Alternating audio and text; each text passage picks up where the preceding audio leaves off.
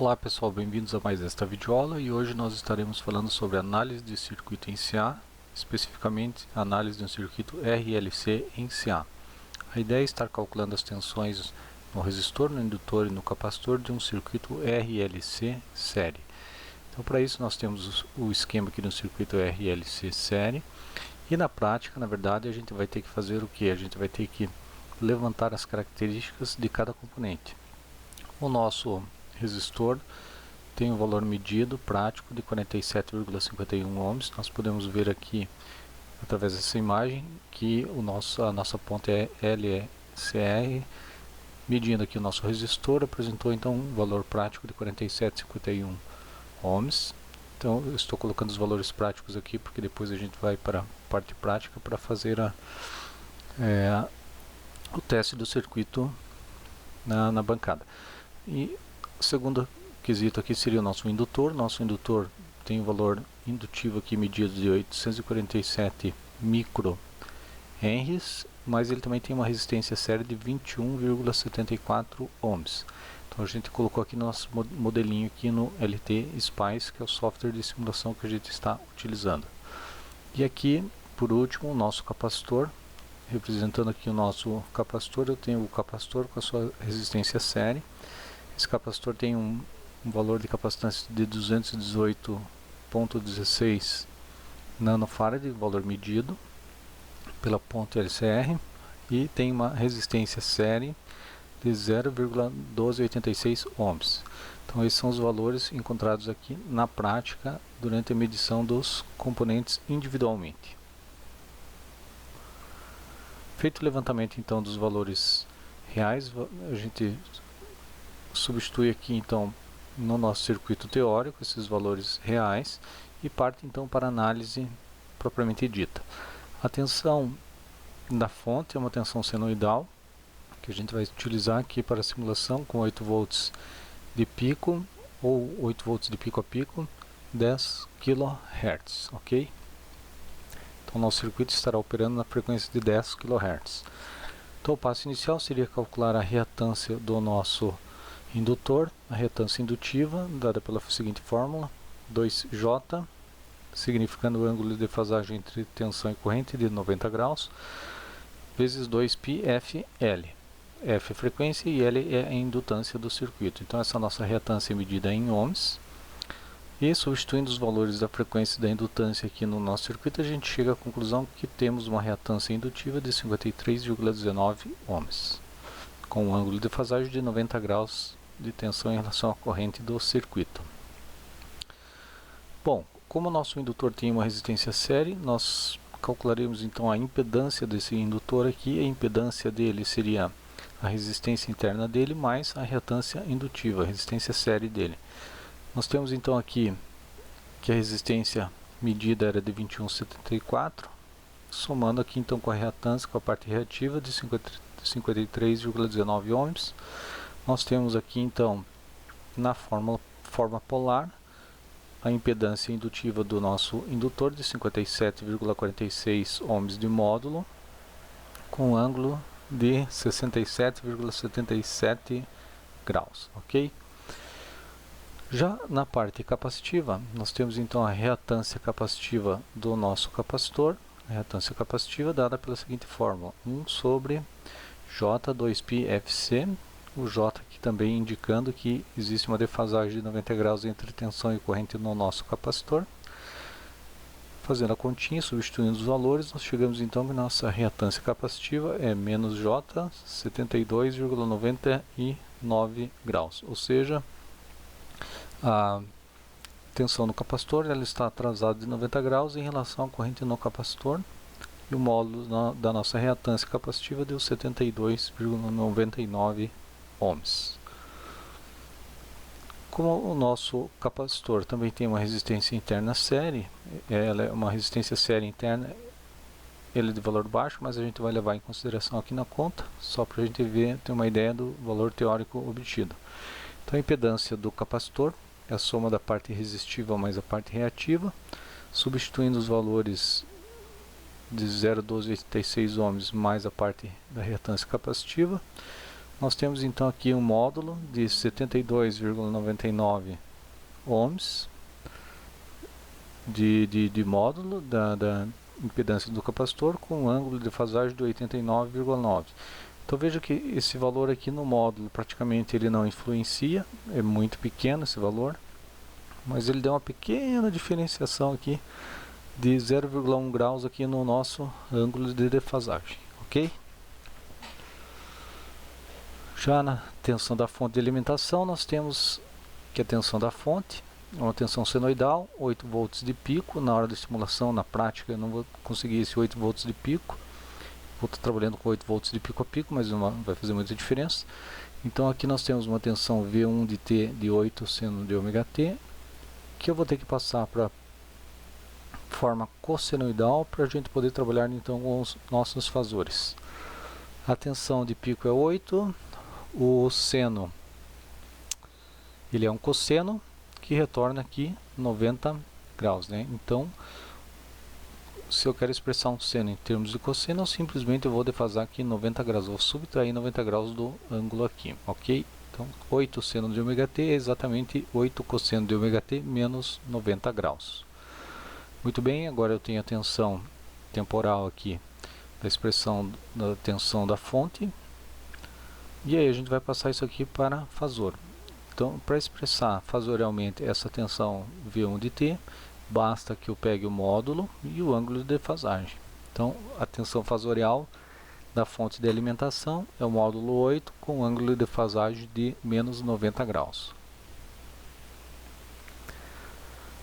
Agora a gente vai calcular então as tensões em cada componente do circuito. A tensão no nosso resistor, ela vai ser obtida, eu estou falando do resistor R1 aqui, vou calcular quanto da tensão da fonte vem aqui para o nosso R1.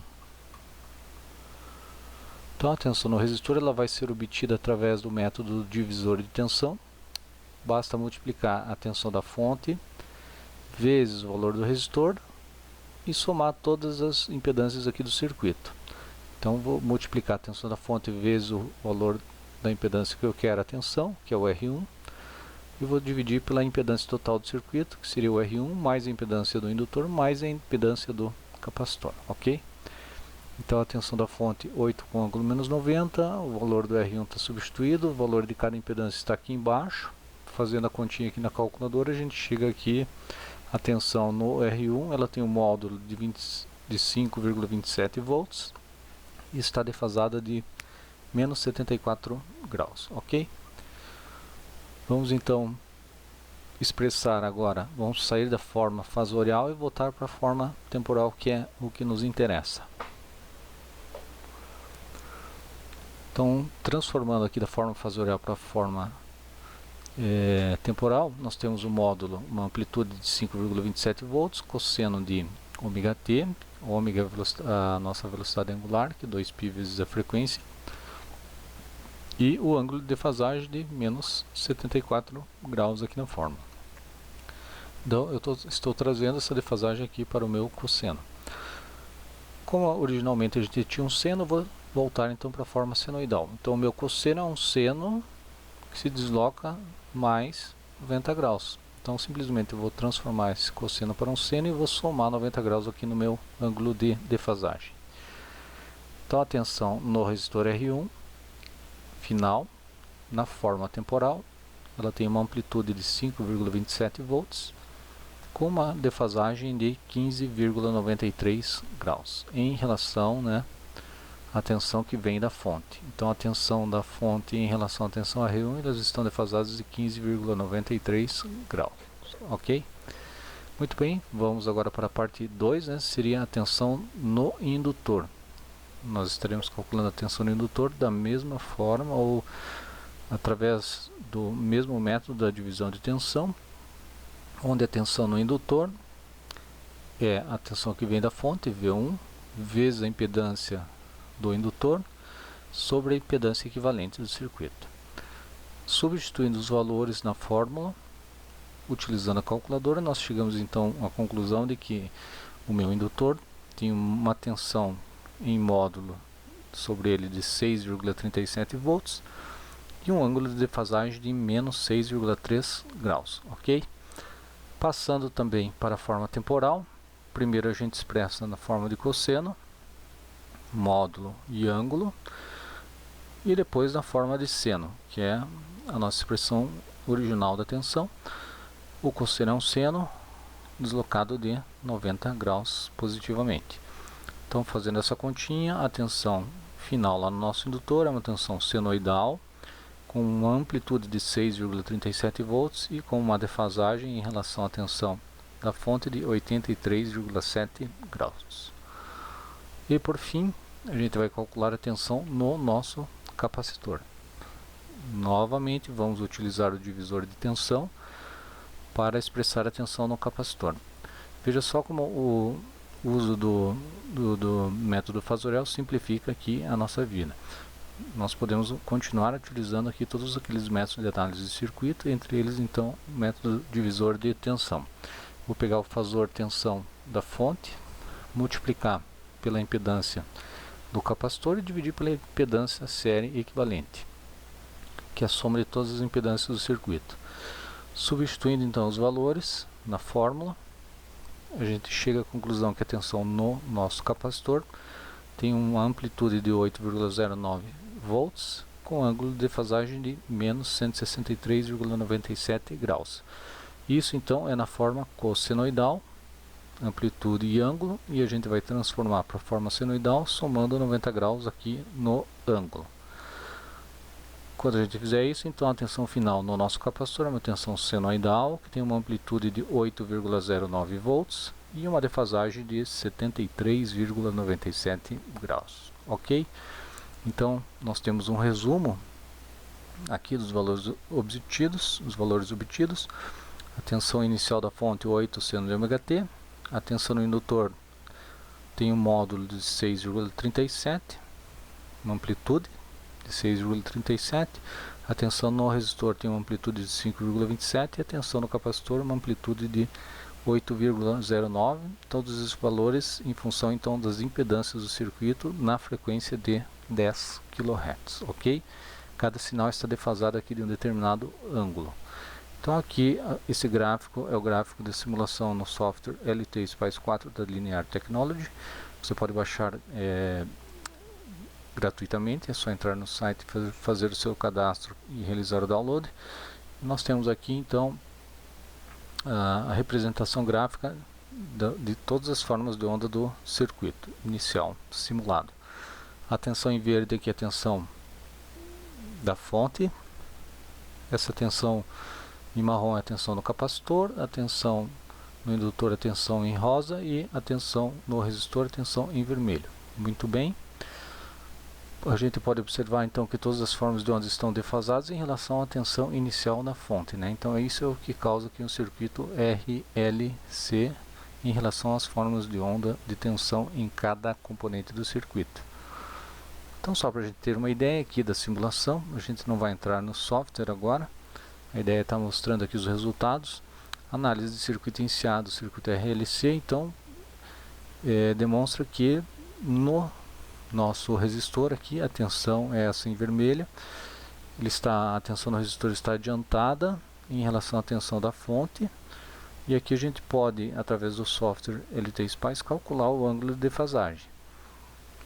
O ângulo de defasagem, como é que a gente vai fazer? Eu vou medir a diferença de tempo entre as duas formas de onda e vou comparar então a relação, quanto isso representa em relação ao período do sinal de operação. A nossa frequência é de 10 kHz e o nosso período então é de 100 microsegundos, é o inverso da frequência. Então eu sei que em 100 microsegundos o sinal ali ele completa 360 graus e a defasagem entre os dois sinais aqui leva um tempo de 4,33 microsegundos. Fazendo a regrinha de 3, então eu chego à conclusão de que na simulação aqui as duas formas de ondas estão defasadas de 15,59 graus.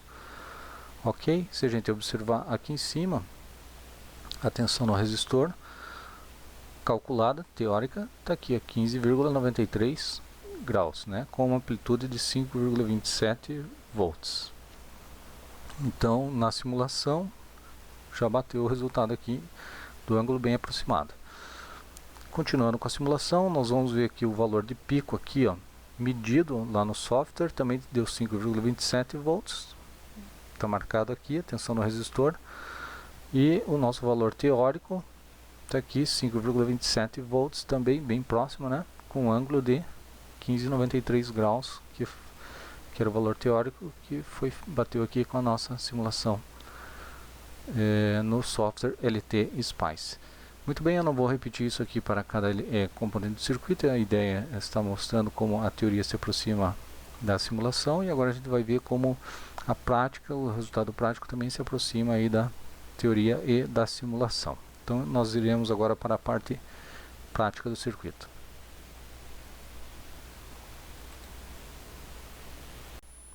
Muito bem, estamos aqui na parte prática. Inicialmente nós temos aqui um visual do nosso osciloscópio para PC da Analog Art, é um osciloscópio de 2 canais de entrada, que nós estamos utilizando para fazer a medição aqui da tensão no resistor propriamente dito. Aqui nós temos o canal pino na entrada do resistor e o terra do outro lado do resistor. Então a forma de onda que a gente vê aqui no osciloscópio é a tensão somente no nosso resistor. A tensão no resistor nesse momento, então nós podemos ver aqui que ela tem uma tensão de pico a pico, não estou usando os valores de pico, e sim de pico a pico, de 5,38, mais ou menos como a gente viu na parte teórica aqui, uma amplitude de 5,27 volts. Aqui seria de pico, aqui eu estou usando valores de pico a pico, ok?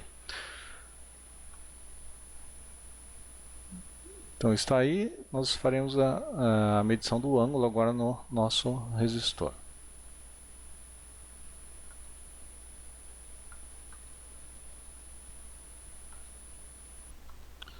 Para fazer a medição do ângulo de defasagem entre a tensão de entrada e a tensão no resistor, eu estou utilizando 2 canais do osciloscópio. O canal 1 está medindo a tensão da fonte de sinal e o canal 2 está medindo a tensão após o resistor, né? A tensão da fonte entra no resistor, sai pelo resistor, então eu estou medindo a tensão de entrada e a tensão de saída do resistor em relação ao ponto comum que seria o nosso terra do circuito.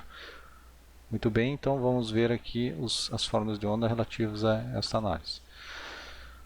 Nós temos então aqui a tensão de entrada, que é a tensão da fonte, ela está com 8 volts de pico a pico, e agora a gente vai colocar aqui a tensão na saída do resistor. A tensão na saída do resistor está aqui com 3,38 volts de pico, mas o que nos interessa então é a diferença entre essas duas tensões, né? Eu tenho uma tensão de entrada,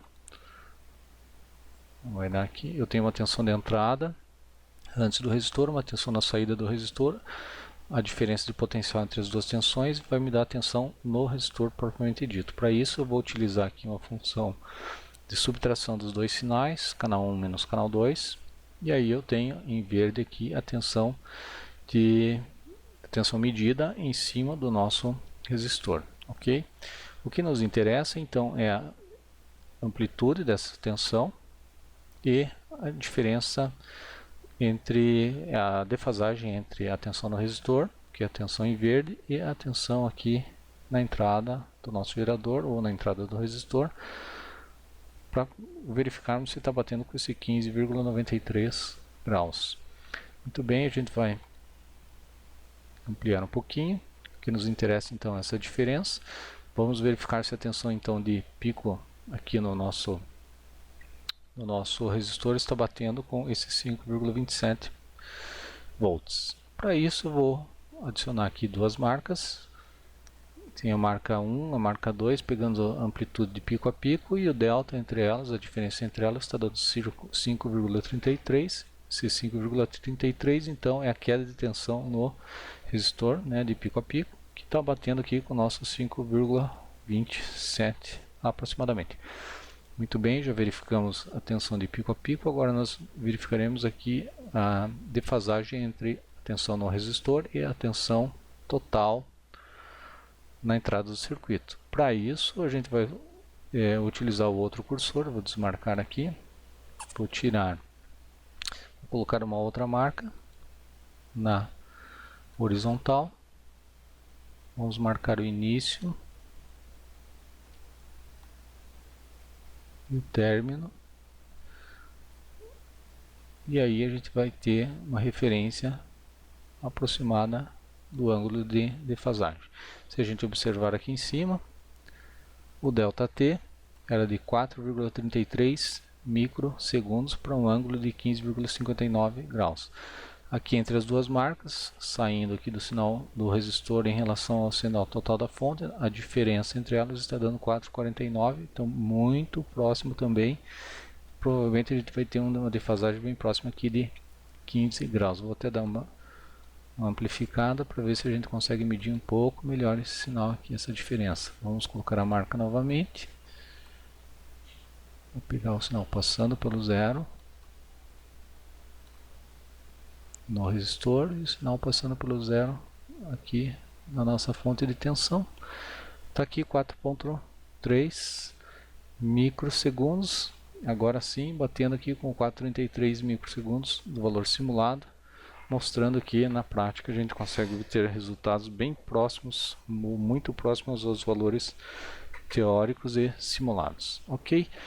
Eu não vou repetir esses procedimentos aqui para o indutor e para o capacitor. A ideia é estar mostrando como a gente consegue calcular e depois medir aí. Na verdade agora seria só uma repetição desses procedimentos.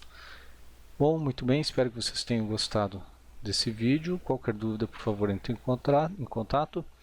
E gostando ainda mais, dá uma clicada aí, dá um likezinho pra gente aí. Muito obrigado e até mais.